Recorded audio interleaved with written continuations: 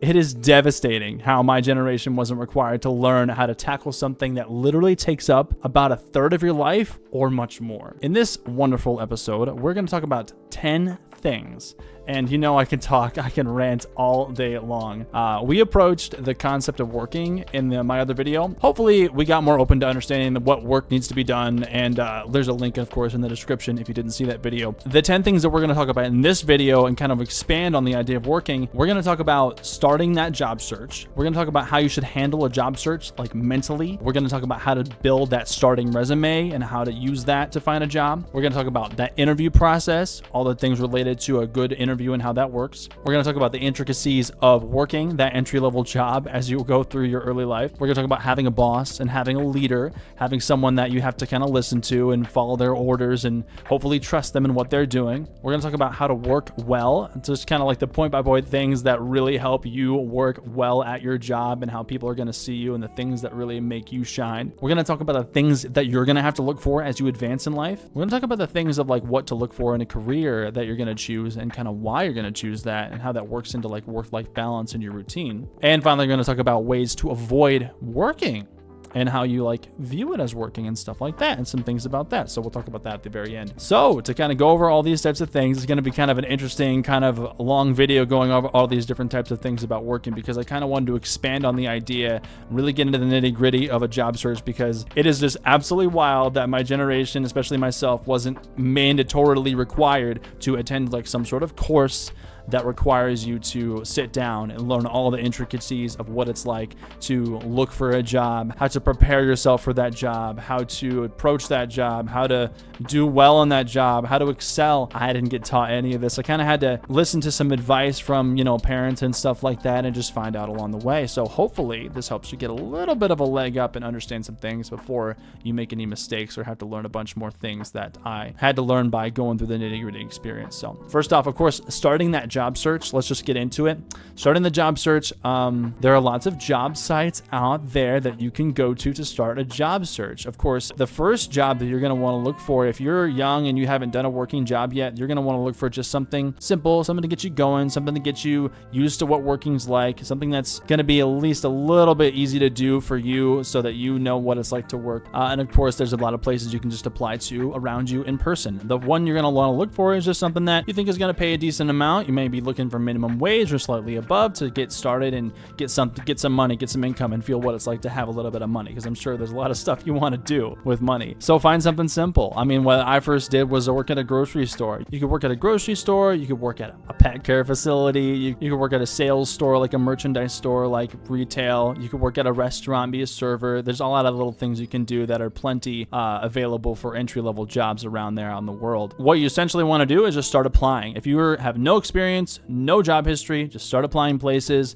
put your information in and maybe put some skills and stuff that you're kind of familiar with or what you're going to school for, what you're willing to learn, and then just apply to those jobs and tell them a little bit about yourself, because this is an entry-level job. They're going to expect you to not have any experience, and hopefully you're willing to be a sponge and learn new things and get used to the job. Of course, starting that job search, you're going to want to worry about a few things, especially like when it comes to meeting people and starting the interview process. One of the things you're going to want to think about is your appearance, your demeanor, and your attitude. Appearance, you want to make sure that you're clean cut, either you're shaved or you're done up, you're looking well, you're looking clean, you're looking proper, so that you look like you know how to take care of yourself. Because if someone doesn't look like they know how to take care of themselves, they're not going to be someone that the company is going to want to take care of them. Obviously, there's a relationship between you and the company. You want to take care of yourself, you want to take care of the company, and having a good appearance can really just give that vibe and give that understanding.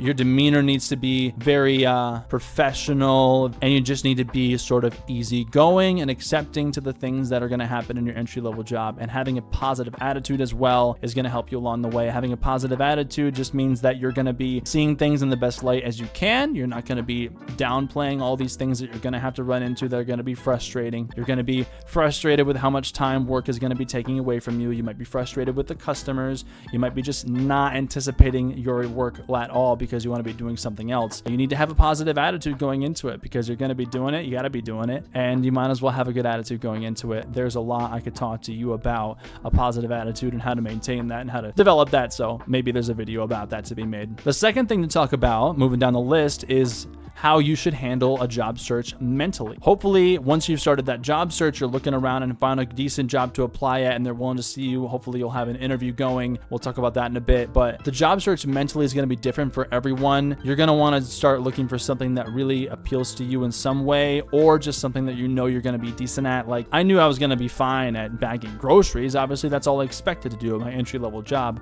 And then I developed skills from there. You want to make sure that you're not initially looking for some really impressive job. You're not looking to become this manager right away. You're not looking to become an expert right away. Just look for something easy, something that's not too hard to understand, because once you get your foot in the door somewhere, you can develop skills later on. And what to look for with early work is just something that you can really just tackle and you can excel at and you can do well at, and you can have a positive attitude while you're there, at least enough to get through the day and hopefully do a good job. Next, we'll talk a little about building a resume, which is a huge thing for a lot of people.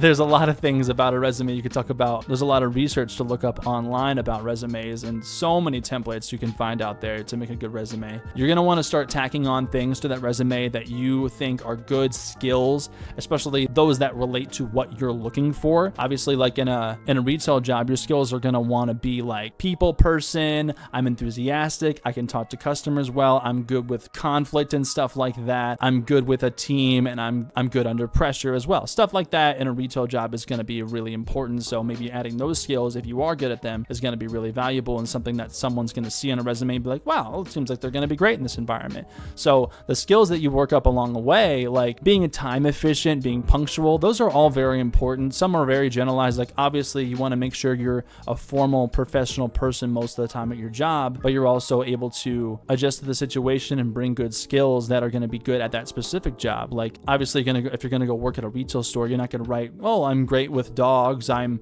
good with a forklift. Oh, I'm great at punching numbers into a computer. Like, those types of skills are for something other than just working at a grocery store. Maybe the management levels, but I mean, you might get to that later. The resume, as long as you have the skills down there that kind of relate to you and relate to what you're good at, there's a lot of stuff that you can reference online to list as good skills that you know you have. Add in confident tools that you can bring to the table. Those skills that you are confident about. Like me, myself, I'm really confident that I can be efficient. I can manage my time really well. I can be great in a team, and I can be an enthusiastic asset to the team. Like, I'm great at customer service. I feel like that's one of my best skills I've always had, is being great with people and being able to understand them really well and work with them. And that's kind of the skills I've always listed, and the skill I've really emphasized on my resumes and stuff like that. And one of the things that you want to do as well on your resume is be eye-catching. You might have a chance on your resume to put kind of a header at the top and then list your experience and list your skills. That's kind of the basic framework of a resume that you'll notice if you look up a resume template online. Being eye-catching is very important. One of the things my mom recommended to me is I'm an enthusiastic leader with successful customer service,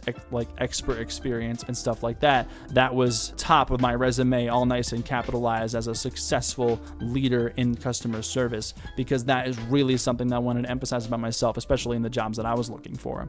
So having an eye-catching part of your resume about what might be important about you is going to help you stand out and maybe make you more selectable as far as a candidate goes. And of course, next thing to talk about is the interview process. When it comes to actually getting that interview and landing that interview, you're going to want to be getting in that interview and giving the absolute best impression you can. And I feel like there are a few things to talk about as far as that goes. One of the first points I would mention is to be casual and be real. I really have noticed that a lot of the job interviews I've gone to is that being casual, it goes a long way, because if you can relate to someone as a person, you immediately become more likable. It's kind of a mirror effect thing that you might notice if you look up research about psychology. If you mirror someone, they're going to end up thinking that you're more like them, you're more familiar, and now you're more likable. It's kind of like a little trick, is to be casual with people and try to get down to their level, try to match their pace, match their tone, match their demeanor. And if you can do that, they might see you as more likable. And I'm just generally casual most of the time. In reality, I try to stay down to earth. If you are way too formal and way too cookie cutter, I guess is the right way to say it,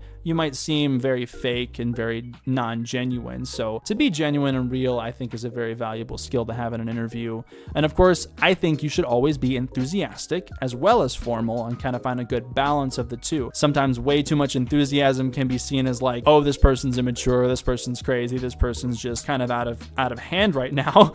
And then being way too formal is like, wow, this person's dull. They're not going to bring any great attitude to the team. They're not going to be a good asset around customers, stuff like that. So you want to have a good balance of enthusiasm and being formal in a job interview, I think. Showing that you're enthusiastic really helps people understand that you're a positive person, you're willing to be happy in a good environment, and you're willing to just bring up the energy around everybody. Because if the interviewer, they think that you're an enthusiastic person, they're going to want to be around you anyway. They're immediately going to see you as a better candidate because they want to be around you. They want to be around your energy. Another important thing to have during an interview, of course, and there's a lot of things, of course, you can always research, is having just as many questions ready to ask as you are to answer or more. Having great questions means that you have thought about what you're looking for. You're not just looking for just a regular job, just a run-of-the-mill job. You're actually looking for something that matters to you. And if you have questions, that essentially means that there is part of this job that you care about and you want to know those answers. And it's going to make the interviewer think that you really care. And if you care more,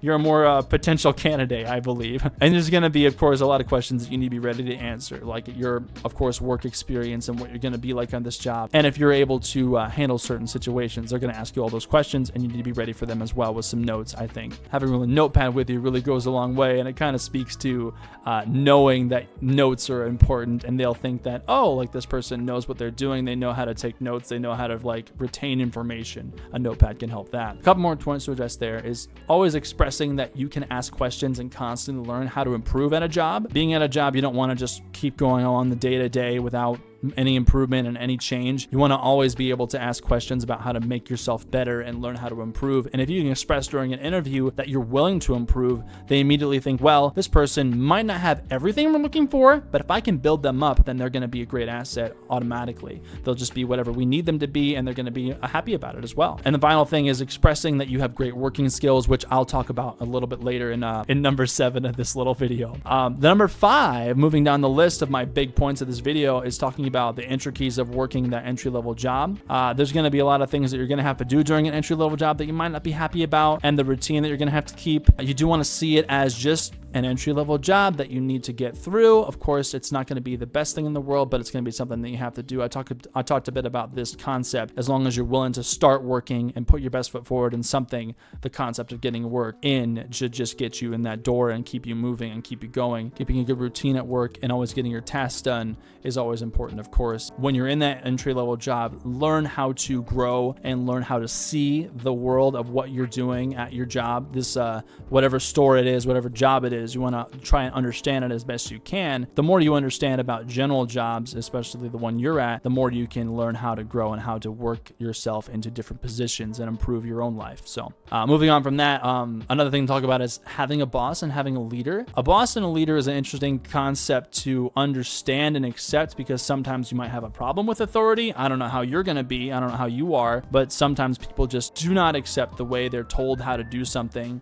Having a boss just doesn't sit right with them. They want to just do their tasks. They don't want to talk to anybody. They don't want orders. They don't want to adjust. They just want to do what they're supposed to do. But having a boss is kind of facilitating knowing what you're supposed to do at a job, and respecting them is a big part of that. Respecting authority as a blanket statement, I've never been too comfortable with. Like, just because they're an authoritative figure to you and they're above you doesn't mean they're always deserving of that respect. You should try to respect people as a default. I can talk more about respect in general in another video. That's a whole other topic to talk about. But you should try to respect them in general, and I'll talk more about that, just because it does go a long way to understand what they want and do the best job you can based on what they're telling you to do. But you should always be willing to challenge and approach new ideas at that job too. If they're telling you what to do and you're just following their orders blindly, sometimes it can be a little bit of a loss, because if you're not thinking about how to do the job better, you might not be willing to improve yourself or improve that company in some way. And that's always good to help try to improve yourself and improve the company, because then they're going to be seeing you really well,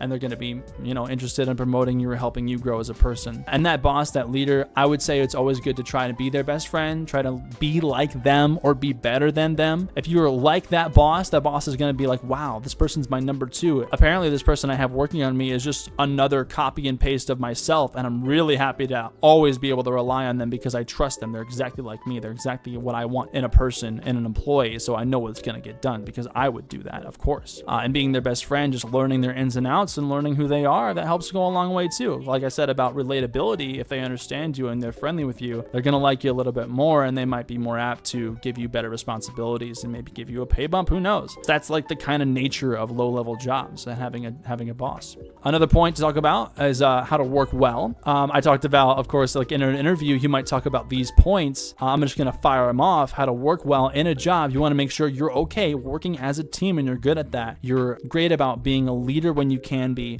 Of course, you might be in an entry-level job. It might not be your place to be a leader, but it's always good to try and act like you know how to be a leader and do leadership-related things when you can, because that's a great asset. Another thing is building relationships with your coworkers, task overlapping all the tasks that you have during your job, being enthusiastic about the work that you have, learning and analyzing all the different things that you have to do in your work and understanding why that's done that certain way. And then also just in general, when you're working, to have a sense of urgency. When you're walking around your job, you're doing what you need to do, have a sense of urgency of what you need to get done, because putting your best foot forward is part of that. Like, you're moving fast, you're not lagging, you're not dragging your feet, you're getting that task done in an efficient way, because that's going to help the job, that's going to help you, you're going to be seen better. Doing all these things that I just listed are going to help you be seen better as a great employee, and they're going to help you have a great list of tools to bring to the table. And if you know how to excel in all these things, then you can list those all on a resume, and as long as you're able to talk about them in an interview, you can pretty much get most jobs that you're probably looking for as you build up your career. I can definitely go into all those different points a little bit more thoroughly, like building relationships with your coworkers. I mean, how do you even do that? You have to generally be a social person. You have to talk to them about their own lives, but you also have to make sure you focus on work. There's always like a little bit of a balance when it comes to being social at work and learning the ins and outs of relationships with your coworkers. So there's a lot to talk about as far as that goes, and that's building relationships and understanding people is very important, and that's a whole topic we could talk about. Another thing to talk about in a different point is what things to look for as you advance in life is kind of what I was going to talk about as well. I think that you should always reach above your worth if you're looking to advance in your life from that entry-level job to something above that, to something above that, to something above that. If you're looking for just the next rung in the ladder, maybe that's not the best thing for you. You need to really understand the job that you're at, the career that would happen if you just kept advancing at that job, or is it more valuable to go across companies, try out new things? Because if you got 2 years into like your first entry-level job, you've learned a lot of things, you've gotten a lot of skills down, and you keep going up that job, they might not give you the pay raises that you deserve. They might not give you the position that you deserve. They might not give you exactly what you need to succeed. And if you're able to recognize that in the best way, you can go to another job, bring all those skills that you had at your first job, build up your wage, build up your skills, build up all those things, and you can really advance yourself and advance your career. And I would say it's always good to reach above what you think you're worth. If you think you're worth 2 years of experience, you're a great teammate, you're a great enthusiastic person, and you work really well, if you think that's who you are, awesome. Move 3 steps above that. You are the absolute best teammate. You're the best at working well. You're the most enthusiastic, efficient person in the goddamn world, and you're going to be the best asset to this team that you're looking for that's 3 steps above where you're already at. If you shoot up there and you convince them that you're a great employee, you can get that better job that you might be after that has a better wage and that has a better track in life for a better career. And it's just something I say to help you really understand that you can achieve those things, because we're all just the same humans. There's no one who's better than anyone else, and we can all achieve these things if we work our best at it in the best way. Last couple things to talk about. One thing was what to look for as you choose a career and why, the work-life balance and the routine associated with that. As you go through life and you choose a career, it's always important, of course, to have a passion in that career. When you're passionate about something, when you like something, it becomes a lot less stressful. It becomes a lot less strenuous when you go into your job and you're not really dreading being there. You're not dreading your coworkers. You're not dreading the tasks that you have to do. You are absolutely enthusiastic about it because it's something related to something you're happy about. It's just something you're passionate about.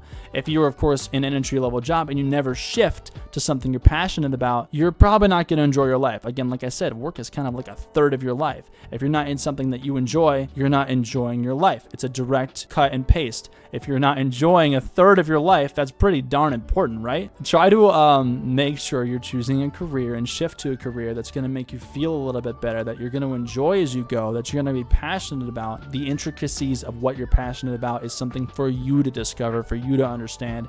I can try to help you along the way, maybe with a video or two about that, but it really is up to you. And you have to make sure you're choosing a career that has a great work-life balance, and you have to make sure that it's not consuming you. You're not going into work at like 8 a.m. and leaving at like 10 p.m. for some reason, and you're just willing to let this job drain all of your energy, and you're getting home and you feel like you can't even relax. You need to shift away from jobs that take all that life out of you and make sure that you have a great one that makes sure that you have vacation pay, you have all these things, you have great benefits, all these types of things that make you feel like you're not just working your life away. Very important. And because your routine that you have in life is your life.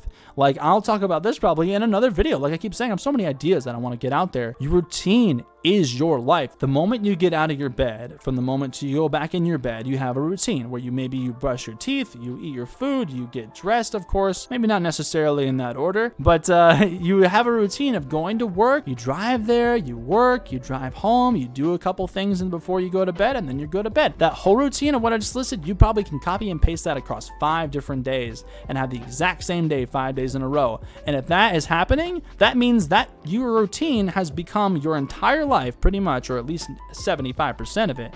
And you have to make sure that routine is enjoyable. You need to shift it to be something enjoyable, because that's going to be your life. That's going to be something that you're doing for the rest of your life, or at least a good majority of it. So you need to try to enjoy it. The last point to talk about in this very long video is ways to avoid working. I mentioned that and you might be intrigued. Well, what I meant really by it was if you avoid viewing work as work, can really change your entire life. If you avoid seeing it as a labor, seeing it as a strain, instead view it as, I get to go hang out with my coworkers, I get to go, do this little task that I have to do, and I can enjoy myself as I do it. I can see all the things around the world and try to enjoy them. I can breathe, I can be enthusiastic, I get to have fun, I get to improve, I get to grow, I get to learn. All these different things that are positive about what you can do at a job. If you view it as these really positive things, work no longer becomes work. It's an adventure and you're in it.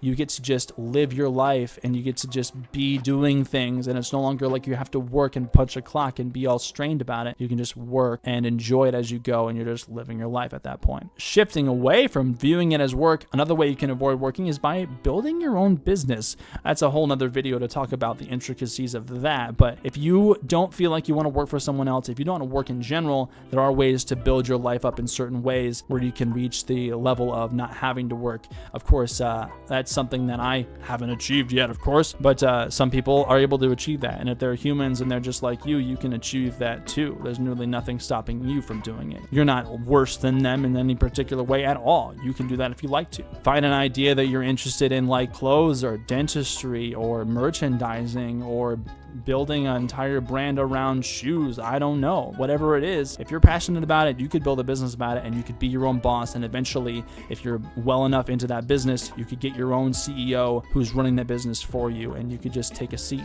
You can just live your life and have that business work for you, and you can just live your life aside from it and not have to work at all. So that's an interesting concept to talk about. And of course, there's a lot of other things to talk about as far as work goes, but I can't talk about it forever. I do have to end the video at some point. I would say if you're just living your life and you're working, it's always a good idea to also start hustling and do something you absolutely love and are passionate about, even if it's aside from work. Always try to do something you love and are passionate about, because that just makes life 10,000 times better. I promise you.